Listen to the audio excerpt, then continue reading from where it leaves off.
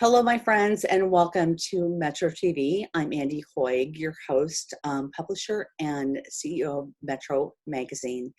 Today, we'll be talking to the Salvation Army, Open Door Mission, and Partnership for Kids, and learning about their organizations and how COVID-19 is impacting them, and also what we as a community can do to help them. So don't go away. We will be right back.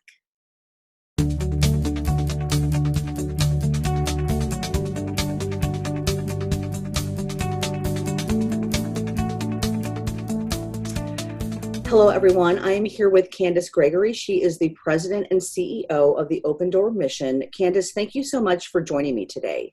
Thank you, Andy, for having me. So much I know is going on in your neck of the woods and the people that you serve, but I want to really, let's just talk about who do you serve and kind of what is the mission of the Open Door Mission?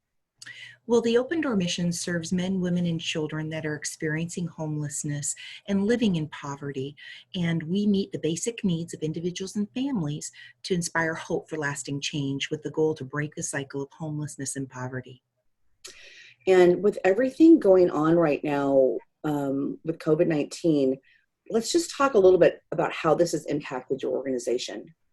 Well, the Open Door Mission has been in shelter in place since mid-March, and so our guests are not leaving property. We, in fact, do not have any volunteers, visitors, partners, or community service on our property, and that's to maintain safety for not only our guests, but for our staff. Many of our programs are on pause, and we just cannot do them without the help of 15,000 volunteers that are usually on our property every month. Wow. And we were talking, before we, started recording a little bit about, kind of what you actually need. And we were talking about clothes, and you said you have a lot of clothes now. So yeah, in 26 years, I never ever thought I'd say no. Because truly, gently used items that people have in their home are gold to those that are starting out in the community. And just this week, we had to close our drop-off locations because all of my semi-trucks, all of my warehousing, all of my outreach center floor space is full, Andy. I can't squeeze one more item in. Wow. Because then also you don't have the volunteers like going through them right now.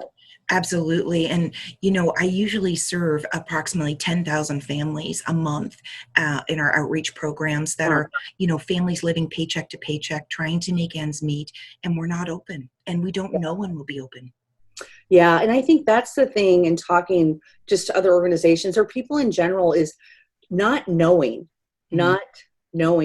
also adds stress. And absolutely. And the people that you serve, it's just that unknown piece.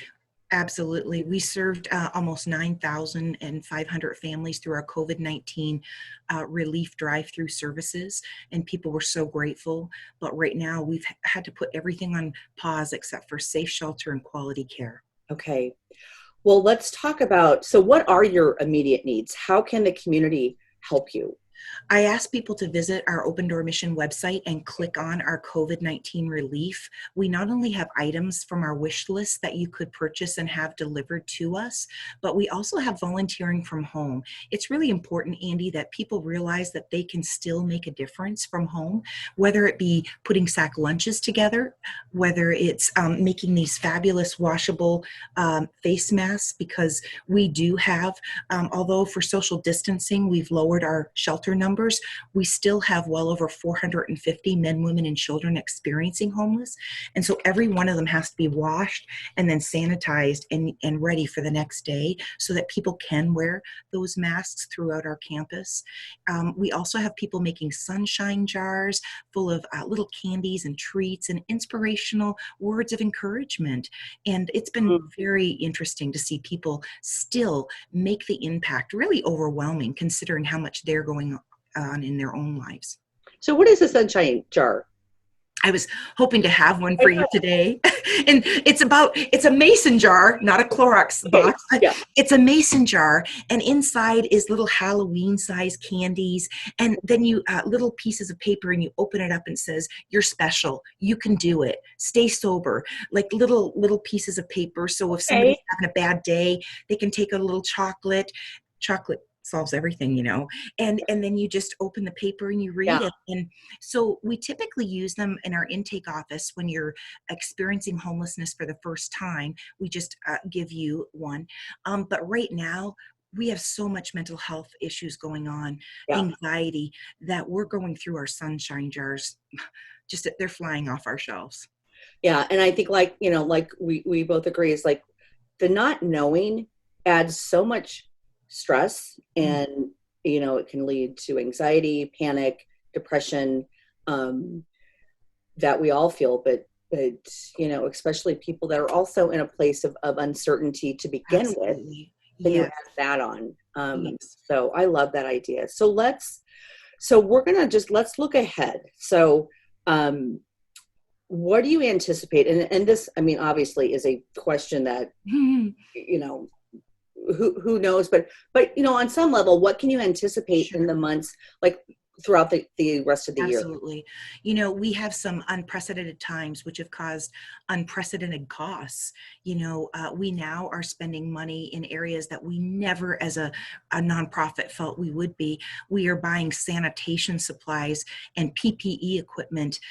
Every day we're placing orders to replace. And those are things we never thought, Andy. Yeah. If you would have asked me if I would be having an isolation wing on our campus, we have 2 isolation and 2 quarantine wings, with poly walls, with zippers, and nurses and staff have to put PP equipment on to go in there to serve people, to do their temperature checks, their symptom well checks, to just serve meals. And those are just things I never anticipated having today or doing in the future. Yeah. So let's talk a little bit again. I just want to backtrack because we got about a minute left. So how people can help. I mean, obviously financially, because you can take $1 and do Mhm. amazing things with that.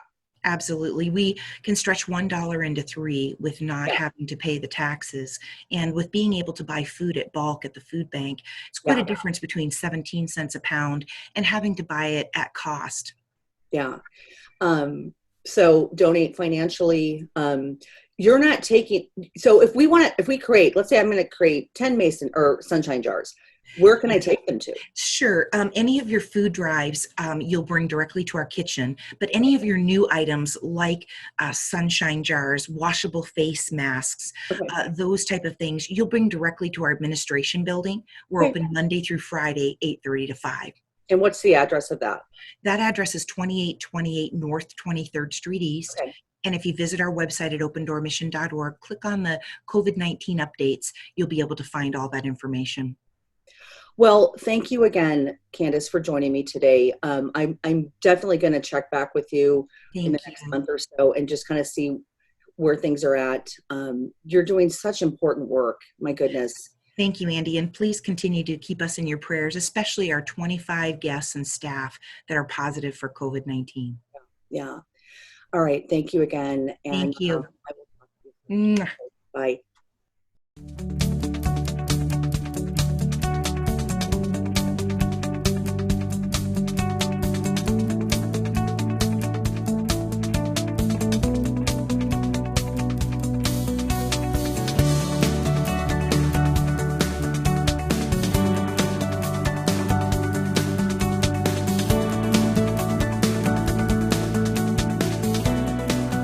Well, Deb Denbeck, President and CEO, Partnership for Kids, thank you for joining me today. Well, thanks for asking us to be here. It's certainly uncertain times for all of us, and certainly uncertain for the young people that we serve. Yeah. So let's talk a little bit about that. I mean, Partnership for Kids, who do you serve? So we serve over 3,000 young people in 16 schools throughout OPS. In elementary, we serve every child in the class in the school, so we're unable to serve those kids right now. So we have really switched our focus to our middle, high school, and college students which is 914 young people. Okay. So so COVID-19, because I mean, I'm very familiar with what you do. I mean, I know so many people are out there, the mentors, mentoring the mentees.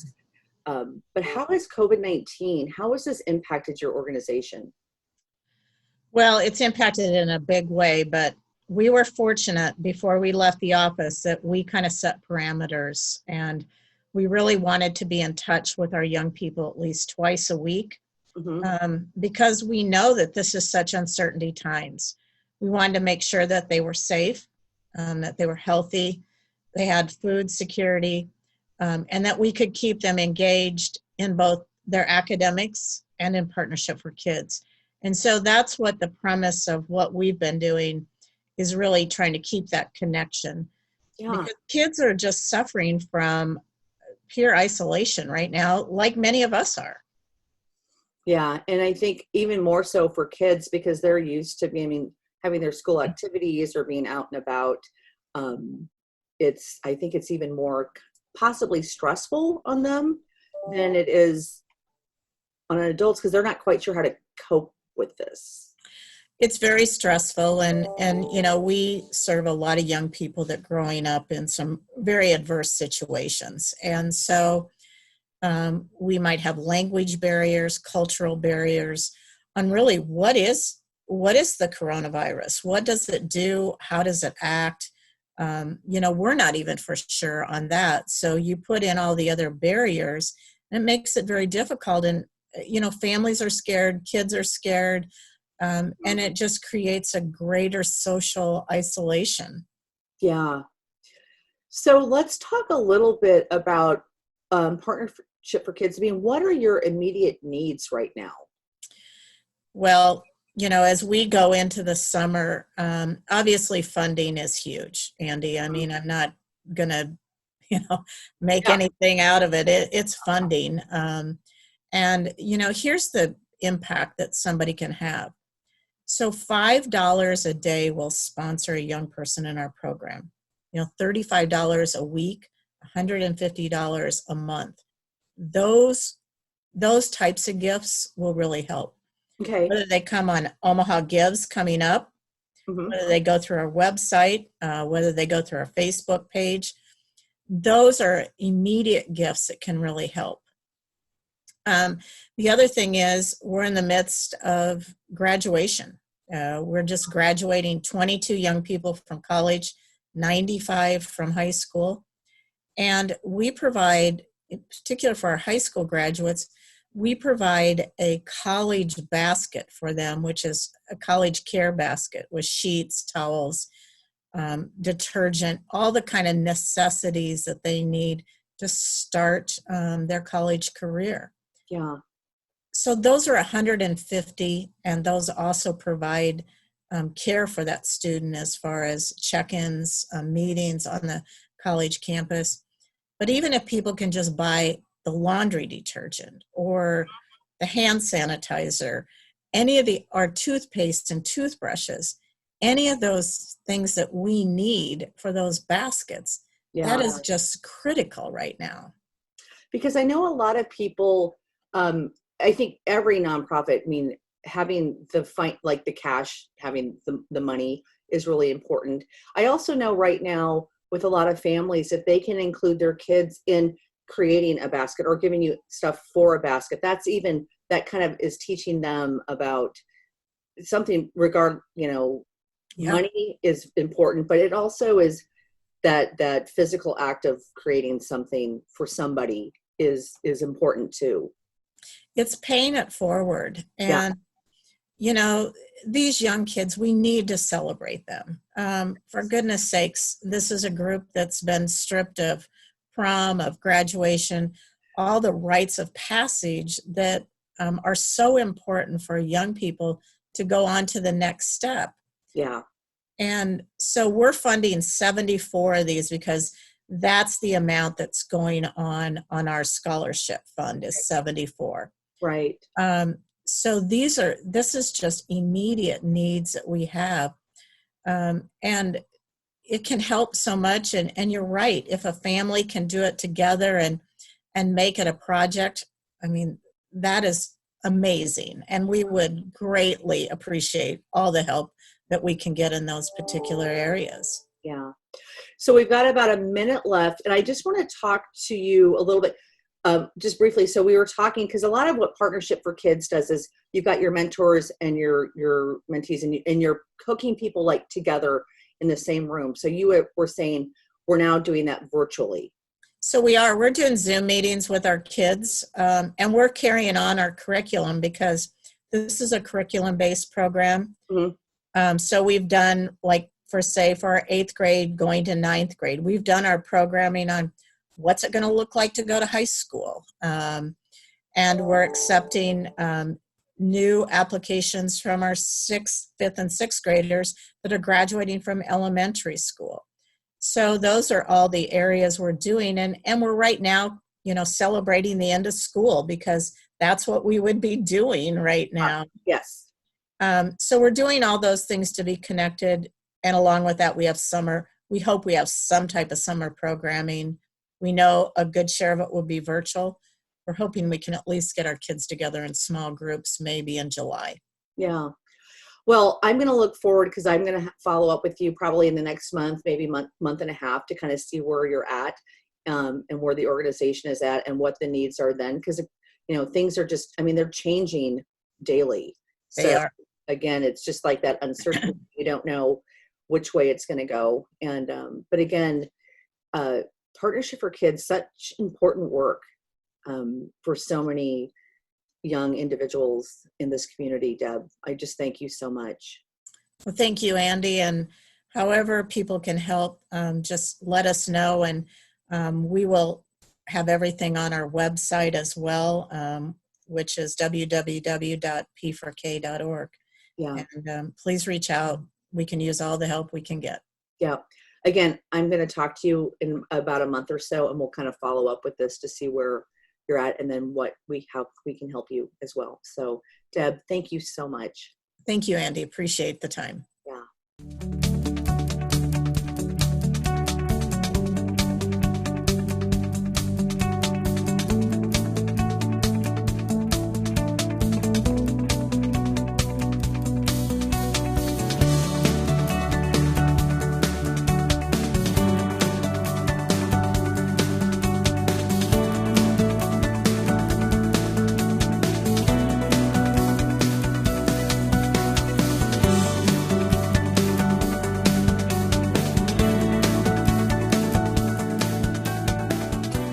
Well, welcome everyone. I am here with Major Greg Thompson. He's the divisional commander with the Salvation Army. Thank you for joining me today. No problem. So I know you guys are really kind of on the front lines, like so many different nonprofits, but let's just briefly talk about the Salvation Army and who do you serve? Well, here's our mission is to preach the gospel of Jesus Christ and meet human need in his name without discrimination. So who do I serve? I pretty much serve everyone. And that's kind of what we do. But our basic crowd is what we prefer to call the most marginalized in Omaha. Okay. We usually get the most marginalized people who are simply on the edge or on the fringe, and they really need the most service. And that allows us to really help the most people in need with whatever they need. Yeah. And that's really where we are. That's where we are most of the time. Right. Right. And I think right now, what we're dealing with is just unprecedented. It's just, we've never seen anything like this before. So let's talk a little bit about how COVID-19, the pandemic, has impacted your organization, first of all. Well, I think most of all, it's impacted the regular things that we do. One of the things we do is we do what we call material assistance. That involves food, housing, staying in your housing, getting people housing. Some of it even involves connecting people with other organizations that can help them with broader things that we're not able to help with. And so there's some case management that goes on there. All of those things have actually been elevated throughout this pandemic. What's mostly been elevated has been food. That has been one of the larger elevations that have happened to us. at our center at 61st and Northwest Radio, we serve families who come to us and they get food pantry there. So normally we would have it's normally a walk-through pantry. It's self-choice and you can pick what you need. But in this case, because of the pandemic, we're putting a box together and giving it to the family in the car as they come by. What's changed there is that the amount has risen almost 144%. Okay. Is the number of people who are coming through at that particular location. And what we're seeing there is a different, almost a different, and I say this, I'm not quite sure how to say this, but a different type of client is coming through. Okay. It's actually the people who would sometimes be the donors who say, let me help you help somebody else. But now for the first time, they're saying, I don't know what I'm going to do, so I better find somewhere. And several of our staff there are saying, we're getting people every day who are saying, I've never done this before. And so we're able to help them and give them extra things or send them to different places or put them in touch with a case manager from our organization to see if we can help them through any larger issues they might be having. So that's kind of been one of the needs there. We also have a large lunch and dinner feeding program at our Omaha North Core, which is at 24th and Pratt. Mm-hmm. That has increased threefold over Wow. the last month to almost 5,000 meals a month, which is kind of unheard of for us. But it's kind of happened, and so people are just feeling, and I think people are just feeling this. Will I have enough? Will I have enough? Will I get through this? And will the supplies still be there? And I think the opportunity for us as a Salvation Army to say, you know what, we've been there, we were there before, we're there throughout the pandemic, and we will be there after the pandemic is over, and we'll still be there to assist you Right. as you go through this. Right. Because I think one of the things, probably one of the bigger stressors for everybody is you don't know when this is going to be over or slow down, or there's just, you don't know. It could be in a month, it could be in a year. I mean, you just don't know.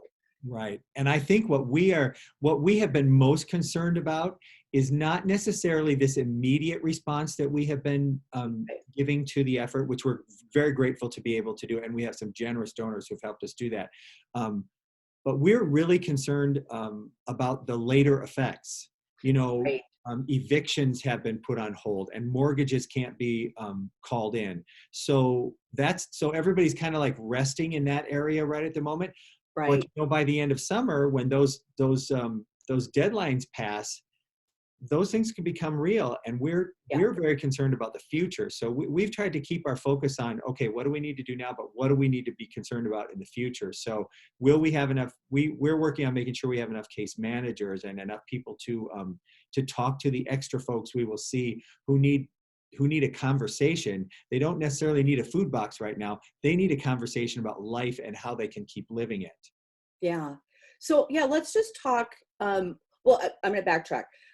One of your new joint efforts is with the Food Bank for the Heartland, and again, like you said, the food piece, making sure people now have enough to eat, because a lot of people are laid off and they don't have jobs, or just there's so many different things happening in everybody's life. But talk about that relationship and how kind of that came to be. Well, we have an ongoing relationship with the food bank. They provide us food at our food pantry at 61st and Northwest Radio. They're a constant provider for us. In addition to that, we partner with them during the summer with a program we call Kids Cruising Kitchen, where we take meals out to those kids that are marginalized throughout the summer who don't have meals that they would normally get during the school year at school. And so that partnership that we already had with them really lent to us all getting together at mid-March and saying, hey, what are we going to do about this? And then so then we worked with OPS and some other partners. We have some other folks who deliver meals as well.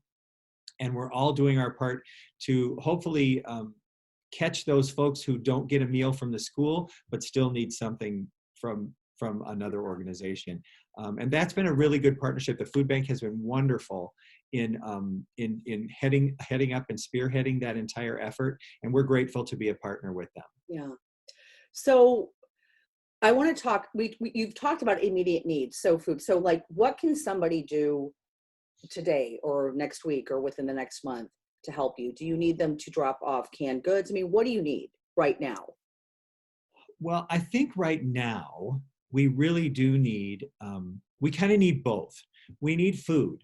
The food bank actually has, things have kind of settled down again in the food delivery system for the food bank. So they're getting food again. There was a moment where we were all having trouble making sure we could keep our pantries filled to help people. Okay. But we feel like that's a little better now, but we can always use food there. So if anybody wants to drop off a non-perishable food item at 61st and Northwest Radio, they're certainly welcome to do so. That'd go a long way. Just do your best to make sure that it's not an expired food product. Yes. That really helps us Yeah. if it's not expired. But you can always donate money too. There's always, because we can leverage $1 much farther than most people can leverage it at the grocery store. Like you go to the grocery store and buy something, like I just bought chicken yesterday at $7.99 a pound. That's crazy. Yeah. So I know other people are feeling that whole kind of thing, but we can leverage that $1 much farther through the food bank, through other sources that we have that would allow us to take that money farther than they would normally on their own. Right. And they can donate at, I know you're probably going to run this, but they can donate at salarmyomaha.org. There's a donate button there, and they can go right there to donate. Perfect. Well, we've got about 1 minute left. So looking ahead, and then I will be following up with you like in the next 2 or 3 months just to kind of see where we're at. Great.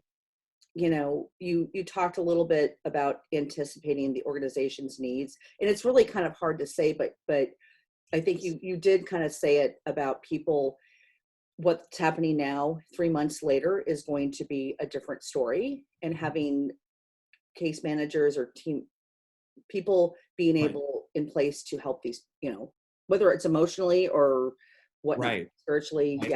Yeah. We actually do have counseling services that we can connect them with and help them through. They're really, we're talking to a doctor who's telling us that there could be some, a special form of PTSD from this that people aren't feeling now because they're kind of hyped up about it. But when it calms down later on, they're going to be going, I'm really in trouble here. And or depression might set in or something like that from just this experience.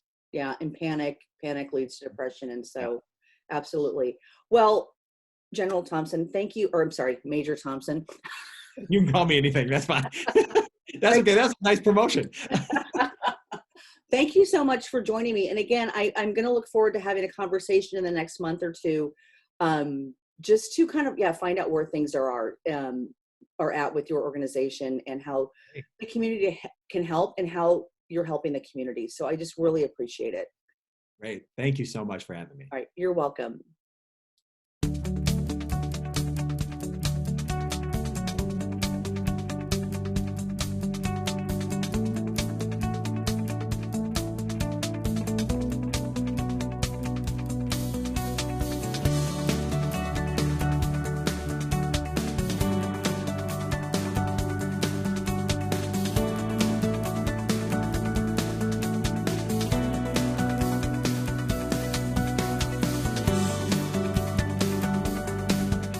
Thank you for joining me, my friends, and be sure to visit our website, spiritofomaha.com.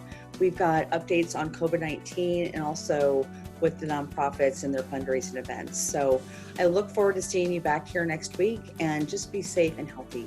Thank you, and we'll see you again.